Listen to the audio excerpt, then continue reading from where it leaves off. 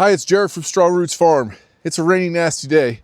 Let's go in the barn and talk about hay. Well, in today's video, we're gonna talk about hay, but we're not gonna talk about making hay, the equipment, or quality of hay. So if you're looking for that information, I have a video on that. I'll link it down in the description. This is really what you wanna watch. When we talk about quality, that's really when we're in the field making this hay. Today's video is gonna be the 101 version of hay. So if you're just getting started, if you need to know the basics, that's what we're gonna go over today, and we'll talk a little bit about storage and sizes and things like that in today's video. Stick around, I'll take you through it all. To get started, we're gonna talk about size and shape. So first we're gonna start with our small square bales. A square bale is 18 to 20 inches wide. It's about 3 foot long, depending on the baler, and about 1 foot tall. Your average square bales of hay will weigh anywhere from 40 to 60 pounds, depending. Next, you have your traditional round bale. So round bales are sized by diameter and width. And this has messed me up for years. It took me a long time, probably 5 years into farming, to get this sizing right. So to help you, it's diameter first. So if somebody says they have a 4x5 baler, which is what we have, it's 4 foot in diameter by 5 foot in what they call width. But width is really what I would call length. So you're talking the long side of the bale. Round bales are made in different sizes because there's different companies who make different size balers, as well as wrappers and other things to haul them and how they stack in your barn. I prefer a 5x4, which means 5 foot in diameter because I have a 12 foot tall ceiling. They stack very nicely, and 4 foot depth because they haul really nice on a flatbed trailer and they don't stack so deep. But those balers are very expensive. So we have a 4x5, which is really kind of the worst case scenario. That's the cheapest baler. Now our round bales weigh close to 1,000 pounds, but most round bales are somewhere between 800 to 15 pounds. Depending. Now last we have what we call large square bales. So they look something like this. And there's two standard sizes that I've kind of seen. There are these 4 foot by 4 foot by 8 foot long bales. And then I have seen 3 foot by 3 foot by 6 or even 7 foot. So there's a few different sizes in these large square bales as well. Most large square bales weigh from 700 to 1,000 pounds depending. Now, I know it's annoying, but I keep saying depending for a reason. And it really comes down to cost. When we talk about these different sizes, shapes, different things, I want you to narrow in on costing because that's gonna affect your small farmer homestead. So the depending depends on two main things. The quality of hay is one, and the quality of the baler. So even if I have a 4x5 and my neighbor has a 4x5 round baler, if my baler is a better baler and I have better hay quality, my round bales can equal up to 1,200 pounds and his could be 700 to 800 pounds on the other end. So what you're paying for is really the weight. Whether you have a good square baler or an old school average square baler, you're paying for tonnage, and that's what's important when it comes to the dollar amount. So as we look at costing when it comes to tonnage, we'll start the opposite way this time. So we have round bales, right? An average round bale will cost you about $40 for good grass mixed hay for cattle in our area. I even have what we would call horse quality hay.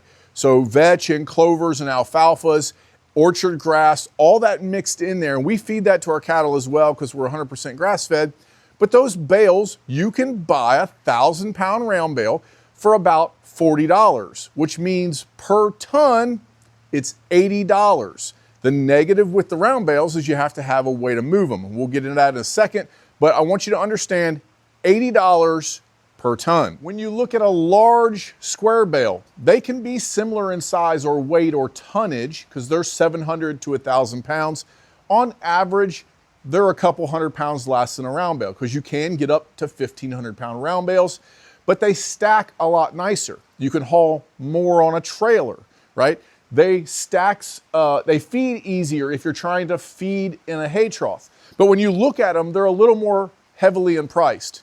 So when I look at the smaller square bales, more towards the $700, I've seen those for around 60 bucks. But most of the large square bales in my area are $80 per 1,000 pounds or $160 a ton. That's twice as much as round bale hay. And then we have square bales. So square bales, we said they're only about 50 pounds each. So the average price really varies on these things. I've seen them as low as $7 for just junk grass and as high as $15 for good horse quality hay that we would say. But on average, $8 to $10 in our area is about average for a square bale. Let's just call it on the low end, right?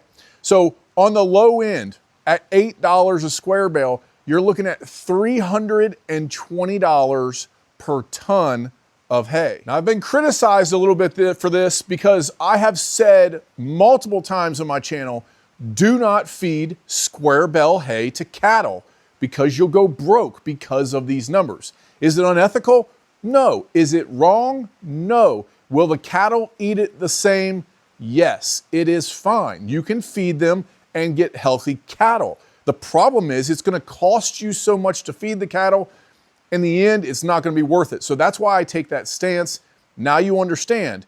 It's quadruple or 5 times the cost of a round bale to feed square bale hay to cattle. So who should be feeding square bale hay? Well, if you have just a couple goats or a few goats, same with sheep, right? You can feed square bale hay. You're only going to use 20 or 30 square bales for the whole year, the whole winter long on your little homestead. So that would be fine. A couple of pigs, you're going to feed a quarter of a square bale a day. So, 10, 20, 30 square bales will facilitate your whole little homestead project. That would be fine because you being able to move them by hand is cheaper than buying a tractor that you'll need to move a round bale. So it doesn't make sense to pay for the big equipment if you can do it by hand with a square bale. Horse people, they tend to feed 2 flakes a day or 2 flakes twice a day, and they want specific hay. So they choose to feed square bales, but it's expensive. So we've talked about sizes and we've talked about tonnage and cost per shape and size, which is all important, but how much hay do you really need? And I'm going to only talk about cattle, but you can Google this and look this up. Now that you're thinking about hay as far as buying it by the tonnage, now you can plan for how much hay you need if you know how many days you plan on feeding hay. With cattle, it's 20 to 25 pounds. Now that's total intake of nutrients. So if you're feeding grain, it'll be a little less. If you're feeding hay or unrolling hay in pastures, they're eating some of the pasture and some of your hay. So the weight of hay per day will be a little less. But in total, they need, and I average about 25 pounds per day per 1,000 pounds of animal. Now that's hard to calculate sometimes because if you have a 1,500 pound cow, she's going to eat more than that 1,000 pound, 25 pounds per day or 20 pounds per day. Whereas if you have 2 500 pound calves, they together eat that 25 pounds per day. So you figure out the total weight of your herd or how many calves you have. You multiply that by how many days that you plan on feeding hay, and then go ahead and add another 20 just to be safe. And then that tells you how many pounds you need. Divide that by 2,000 the ton, or 1,000 pounds divided by 1,000 pounds. That'll tell you how many round bales you need. And then you can go from there figuring up how much hay you have to buy. Now with that, it's always better to plan for failure, right? You plan to fail, plan for harsh weather, plan for negatives, because if you have too much hay, it's not a problem. You can hold them in the barn longer in the spring, let your grass grow up better.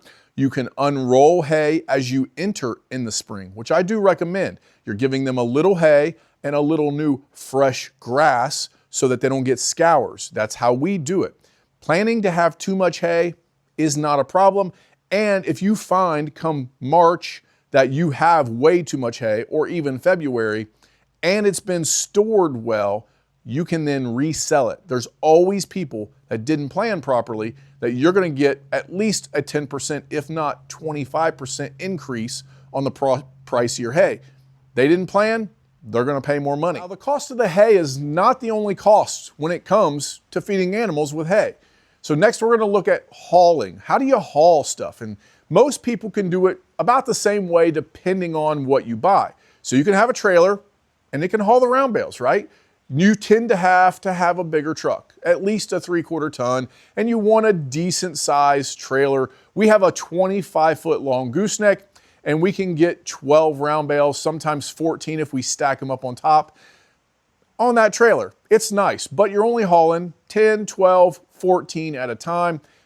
Got to step up to a bigger trailer and a bigger truck if you want to haul more. Same thing with our large square bales. You're going to need that size of a truck and a trailer to haul them because they're about the same weight. Nice thing with those is they do stack a little nicer on a trailer. But I have found that the round bales, which may roll off, they don't typically topple off. Whereas square bales that are large square bales, if you stack those too high, they can topple just like the small square bales. So be safe with that. But you're gonna need that same trailer to haul those large square bales. And then lastly, we have the small square bales. They are the most notorious for falling during travel because either somebody doesn't know how to stack or the baler's not very good and they don't get them really tight, so they tend to flop a lot. So most people strap them down. But you can pretty much haul these in anything. Any kind of trailer that you have, whether it's a hay wagon or a trailer like this, you can haul them on a gooseneck, or you can even get crazy in something like this. Now, when it comes to moving square bale hay or hay in general, square bales really win in this factor because you don't need any fancy heavy equipment to move the small square bales. You can pretty much just Paul Bunyan it and lift it up and build some muscles and build character like we all did growing up if you grew up on a farm, and you can move the small square bales around. But when it comes to the large square bales and our round bales, we're gonna need a piece of equipment. There's no moving these, right? You can roll them with a couple people or cut them and peel pieces off of the large square bales if you're feeding. But as far as moving them off of a trailer and into a barn or wherever you're gonna put them, you're gonna need a tractor. How big of a tractor? Well, I have found that 50 horse is about the minimum. You need to look at the lift rating for each tractor. Now, we said these things are gonna average about 1,000 pounds, could get upwards of 1,500 pounds on a very large round bale though, but that is at the pivot point. So what does that mean? So this is where people that don't understand physics and equipment kind of get into trouble. They look at the specs on a tractor. You can look them up online for any tractor out there. And it says, like this tractor, says it'll lift 1,900 pounds roughly. But it's at the pivot point. Where's the pivot point? Right here. Right here where the bucket pivots, that's where it'll lift. Understanding physics with this, anything that gets further away from that pivot point creates more weight on the pivot. Therefore, the tractor will lift less. And it's pretty substantial. It's about 25% at 4 feet, which means if I have a 4-foot or 5-foot round bale that's gonna stick off further, I need to be able to lift more than that bale actually weighs. So my recommendation is about 1.5 times what your bale weighs, your tractor needs to be able to lift. So for instance, we have 1,000-pound round bales. My tractor lifts 1,900 pounds. That's almost double. And I still feel kind of sketchy. This is a small tractor when it comes to stacking heavy round bales because when these are wet, they get heavier. So understand that. They pick up moisture. If you leave them sit outside, they get rained on. They're only gonna get heavier. When they're dry in the field, that's as light as they'll ever be. So my recommendation is if you're looking to move round bales or large square bales, try to stay above 2,000 or at 2,000. But understand, the bigger tractor you get, the safer you're gonna feel because they get wobbly, they can get up high. There's all these factors. And if you're not experienced on a piece of equipment, you can really get into a sketchy place. This is why the most common way to move a round bale or large square bale is a large tractor like this, or perhaps like this right here. The other way would be a skid steer. So you'll have a skid steer pictured like this. If you own a skid steer for an excavating business or whatever, those are really stable. So you can lift quite a bit of weight for the weight of the unit, right? A tractor will weigh more on the ground and lift less than a skid steer will. A skid steer is much more stable, especially those tracks. If you got rubber tracks that are really wide, the ground pressure is so much less. So if you kind of have a muddy area, that may be your way to go, but there are some alternatives. So as we look at alternatives and you're saying, hey, we're gonna need round bales, but that $30,000 price tag for a tractor that'll lift these is pretty hefty. We just can't do that right now. Well, you can have a smaller, older tractor that is strong enough that could lift round bales on the front with a bucket. The older tractors will be cheaper, so that's an option for you. But if you had an older, say, 8-end Ford or a small old tractor like that, you could use one of these and lift it on the rear end. Now this attachment, this 3-point bale spear, is gonna cost you anywhere from $150 to $300, depending on where you get it. You get it brand new, it may be a little higher. I see them at an auction all the time for around $250. You're safe if you estimate that price. These will pick them up and move them, and you'll be able to feed them, but you're not gonna be able to stack them. Just be aware. You're like, we don't have a tractor at all, so what do? We have to get round bales, but we can't even borrow a tractor right now. We can't afford that. Well, there are some dolly options. And so you got some pickup dollies where they'll back in, you have a gator or a four-wheeler or an old truck, you could back into it and straight pick it up like this unit, or there's some basket style dollies where it'll pick it up the other way on its side. So it's more like a wheel, it rolls up into these baskets, and you can get away with a four-wheeler moving these things around, move them out to a field, cut the string or net off, and then you're able to feed, put a ring around it, however you're choosing to feed. Another option for you would be an unroller. And so they have 3-point hydraulic unrollers like this one. You do need a decent sized tractor for this because of how it holds the round bale. And then you have to have enough hydraulic strength to squeeze it, hold it, put it up and down as you go through a field. So you're looking at a 50-horse tractor there, or at least one with a big size. So some of the older tractors have less horsepower, but have a large frame size. This may work for you. Or you don't have that tractor again, you can go with what made Greg Judy famous in a bale unroller like this.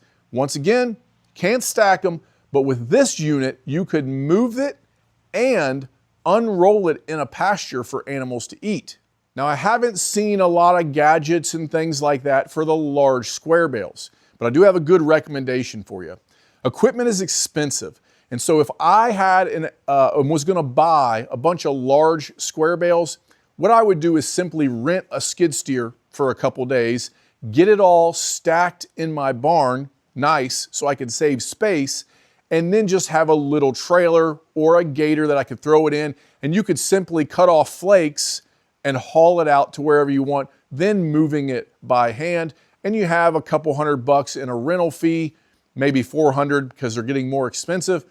But that is one option for you to get by, be able to move those large square bales and not have the big expensive cost of a tractor payment or even buying one outright. So let's talk about feeding this hay. So we got the hay, we figured out how to move it. Now how are we gonna feed it to our animals? Well, if you're a small square bale guy, there's all kinds of gadgets, there's all kinds of buckets and wall hanging feeders and small goat feeders and all kinds of things you can simply build out of an IBC tote. So small square bale hay, there's a plethora of options. You can find those out. If you're feeding that to animals out in the pasture, simply break them off by flakes, throw one about every 8 to 10 feet, let the animals move around, and they'll be able to eat from small square bale hay. But as we get bigger, now how do we feed it? Is there a specific way? The most common way to feed round bales, so we'll start with the round bale feeding, is a hay ring, right? People put their hay in a ring, cows come to it, and they eat it. But you can see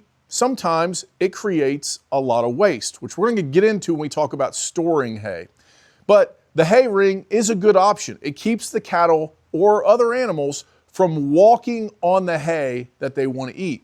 Well, how does all that get around there? Well, it may have been that that's what was left in the bottom of the ring prior, and when the farmer moved the ring a little bit and put another round bale in, that was kind of left on the ground. Also, they grab bites with their mouth, they pull it out, they chew, some falls, they then step on it, and so you have this waste. Now, we can argue, is this waste or not, because you could then collect it, spread it back on the field, and it becomes nutrients for your field. But ultimately, when you're looking at the hay that you paid for ending up in poo, it's a waste. Now, there's all kinds of other similar feeders that's similar to a hay ring. Some people like to have a roof over them, so they'll have kind of a skid feeder like this, and it's nice. It will make it last a little longer. They will eat a little bit more of it as far as cattle or horses are pretty picky, but it keeps the rain off of it, so it keeps the hay a little drier and it feeds a little better. And then there's some nice looking ones like this. You know, around here, the Amish people build a lot of these, and people like them because they're pretty. I don't see too many cattle people using these. It's mainly the horse people that are going to use these kind of units, but they look really nice. And if that's what you're going for on your farm, you could build something or buy something similar to this. Now, as we look at hay ring pricing and feeder pricing, it's all over the map. The hay ring is probably your cheapest option, and you're looking somewhere at 200 bucks in an auction used. Just make sure they're not all rusted out and beat up to $400 for an expensive one that has metal around the bottom and some different rings. But they can, in that gap is where you're gonna be for a hay ring. And then you get into these slides and other things, they could be upward of $800 to $2,000 depending on how you use them. But one option I have that I really like is I built a hay feeder using head gates. So you buy this head gate. Now they are expensive. They are a couple $100 per gate. Okay, so you're gonna buy a few of these gates, but you can build a feeder that could be out of the water and in a barn and not create a mess. So what's that look like? Well, I'm glad you asked, because it looks like this. So we got a gate here on the outside of our shed. This is where our cattle are in the winter out in this feedlot. This is all heavy use gravel, 18 inches of gravel with wood chips on it, but I can put hay into this feeder. And so we have 12-foot long head gates, one on each side. And then I had an old junky round bale ring that we cut in half, welded on some brackets, and so that's what we put at that other end. So I can fit 3 to 4 round bales in here. Usually once we start feeding, we only get about 2 to 3 in every time. We push it in and push all the older stuff to that end. It then piles up high, and the smaller calves like to be down at that end, it seems like. And then the bigger calves put their heads through and they get in here. One negative about this that I'm finding, or that irritates me, is the little smaller calves. So we're talking 350 to 500 pounds. When it gets low, when they start eating it down, I want them to eat the waste up. So I let it go till it gets down a little bit, and then they get in here. And those dummies get in here and stand on the hay that the other cattle are eating. And so that kind of irritates me. But as long as you keep it full, that doesn't really happen. Now you could build this out in the middle of a pasture or on the edge of a fence or wherever. There's all different kinds of ways to build something like this. It doesn't have to be off your barn. But if you look at my construction here, we got, these are 2x8s up on the roof. And then we got metal, and this is a 20-foot extension out. Actually it's 16 here, but 20 over there. And we have this nice little shed. So you got all the wood that's in this. I think I probably had about $800 in metal and material to build this, a couple $100 for each head gate. That was scrap, you know, some posts. Concrete was the most expensive, but it does help keep it cleaner, and it keeps the cattle from making a mess around it, which any feeder option that you buy and you have cattle around it, they're gonna muddy it up, which is probably one of the pros for unrolling hay. Now, when you build a structure like this, we expect it to last quite a while. So I will show you. These gates are about 4 years old, these head gates, right? And they are bowed a little bit. So I don't know if you can see that. Kind of see a bow in it, it's bowed out. Well, we rotate them every year. So at the end of every year, they're bowed in a little bit because the cattle push on them. So next year, this gate will come to this side and we'll flip-flop them, right? And so when they're bowed in a little bit, just a tiny bit at the end of the year, next year it goes over there. So they start the year bowed out, and hopefully my cattle will straighten them a little bit. Now every year they're gonna get a little more wonky, a little more, you know, tore up. And if you get 10 years out of them, you've done a really good job, but they look really good for 4 years old. We clean them every year. We take them out of here every year. And we made some brackets to attach them. So I made this metal plate, bent some metal, and we put pins down through it. Now that's hitch pins just to keep them a little lighter. I really like these thinner pins here. The big thing is use an R-clip so that they don't nose them up, and then one gets buckled. That's where you'll really tear up a gate, when it gets diagonal and gets buckled on you. We really like how this turned out. It's a nice little feeder. But the biggest pro for me is that I don't have to enter inside where the cows are to feed. So I'm out here in my gravel lot, I bring hay out of the barn, and I come in here. Same thing if you built this on a fence line. Not getting in the manure. Now, my friends make fun of me because I say, I don't want to get junk on my tires of my tractor. And they're like, oh, you yuppie, you know. But I stay clean, and the hay stays clean. And I don't make a mess on my tractor. I don't make a mess in the barnyard. It's all concrete. It's a huge benefit for us. Now, there's one other option. So if you don't want to build something permanent, and the negative for that would be is that you can't move it to multiple farms. It's always going to be there. So there's always going to be traffic and mud and always something to maintain if you build something like that in a permanent structure. That's why we stick with concrete, even though we cover it all with wood chips. That's why we have the concrete, to keep it there for a long time. But another option you have, if you have multiple farms or you don't want to just muddy up a single area, is a hay bale feeding trailer. Now these are going to run you anywhere from $3,000 to $4,500 depending on where you get them. I will tell you that the local JVS, so the joint vocational schools in Kentucky and in Ohio, I have seen these welding classes make some of these trailers, and I saw one for $2,600 brand new. Now, all the labor was free because the kids are making it for their school, but that's a good price on one of these if you can get one. So the pro is definitely going to be, you can put 4 to 5 round bales at a time in them, put a lot of hay in these things. You can move them. So even if you fill them and it'll be a week's worth of feed or 3 weeks worth of feed in it, you can move it around your pastures to not muddy up one area. You can move it from farm to farm.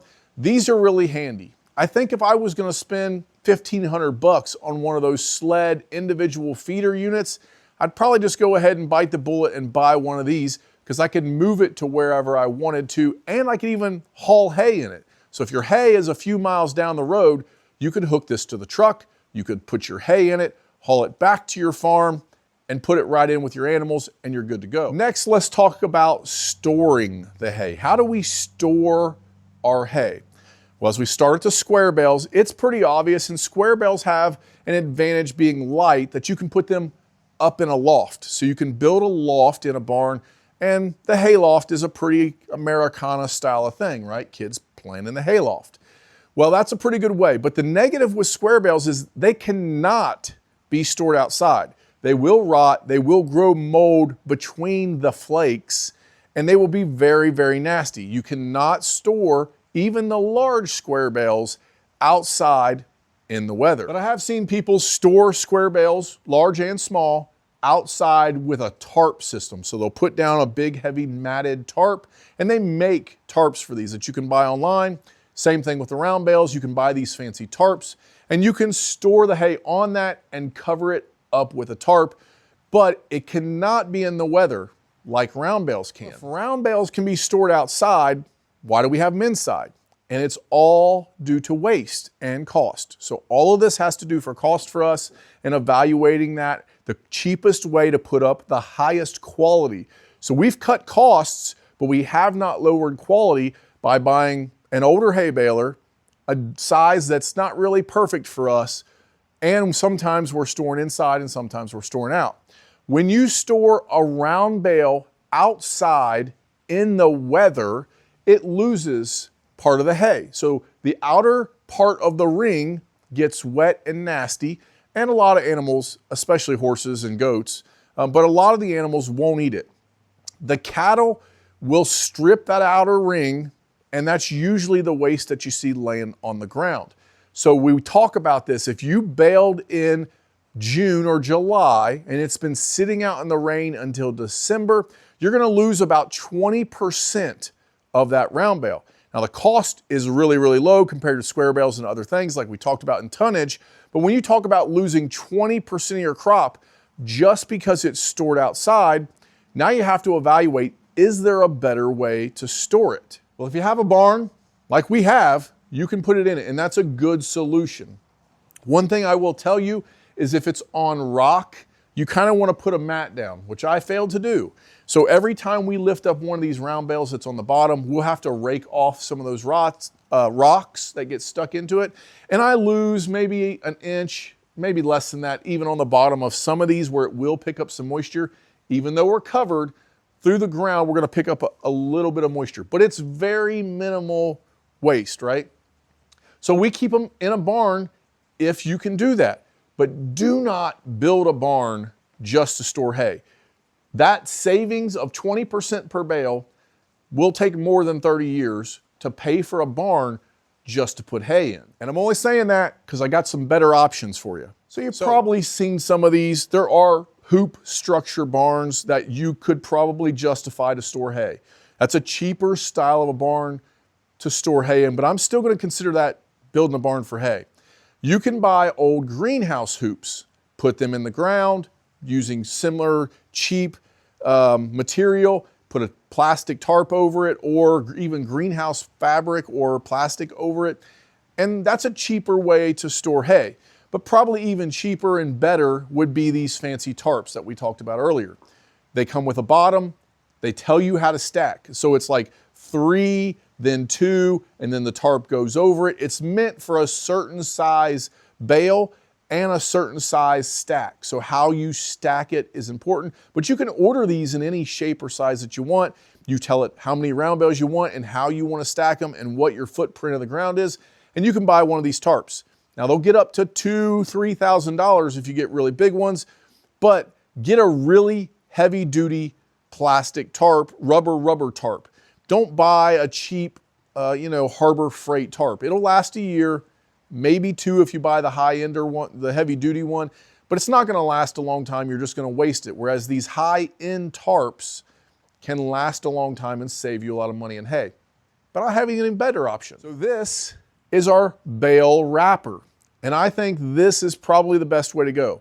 Now there are some cons, and I'll talk about the pros in a second, but the cons are it takes a decent sized tractor to lift it, because not only does it have to lift the round bale that's on the back, but it has to lift the unit itself, which is several hundred pounds, and it has to have enough hydraulic power to turn that bale and then pick it up and dump it.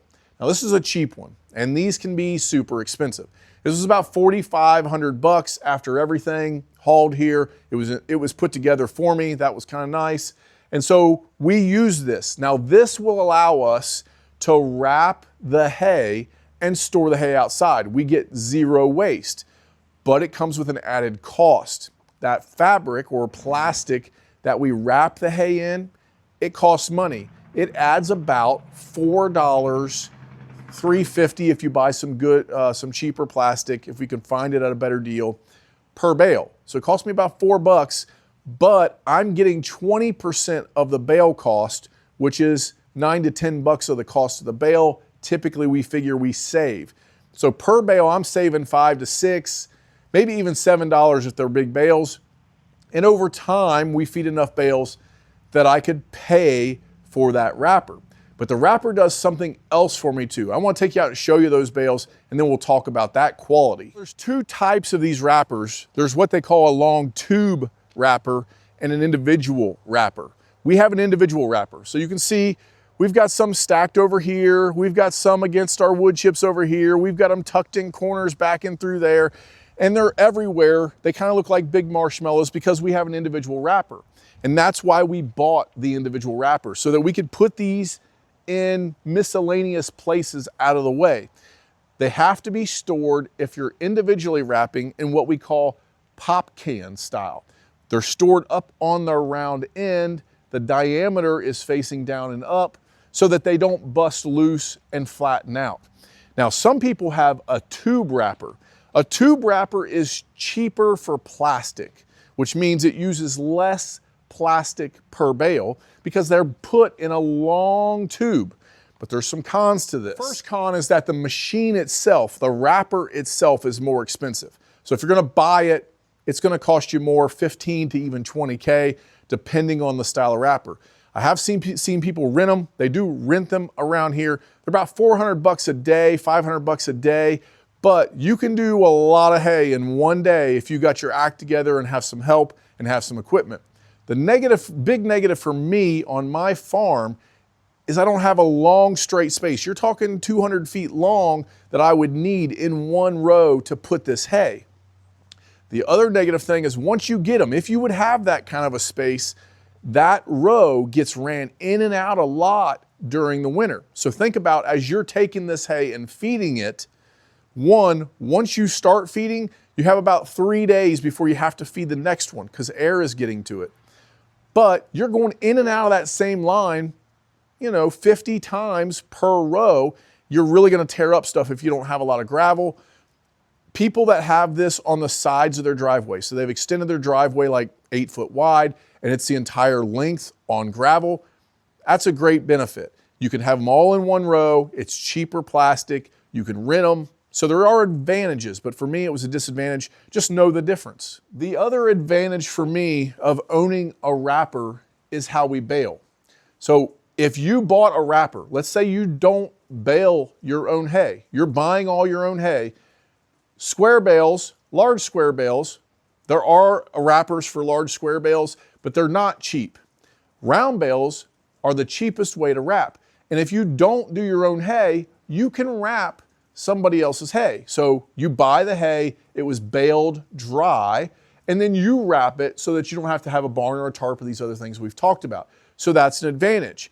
But it's even more of an advantage for me when I bale my own hay because I can bale it wet. Now what happens when you bale wet is that when you wrap it and you take away the oxygen, so no oxygen can get in that plastic, you now turn this into what people are calling haylage. Some people would say silage, but you're taking the round bale, it's getting baled at a higher moisture content. You're wrapping it in the plastic, which means it's heavier, so you have to have a bigger tractor, but you can bale it wet. It turns it into this haylage. The cattle like it more. It has a fermented kind of microbiology bacteria, kind of like probiotics for humans, and it does tend to store the nutrients a little bit better. But there's another advantage because I'm baling my own hay.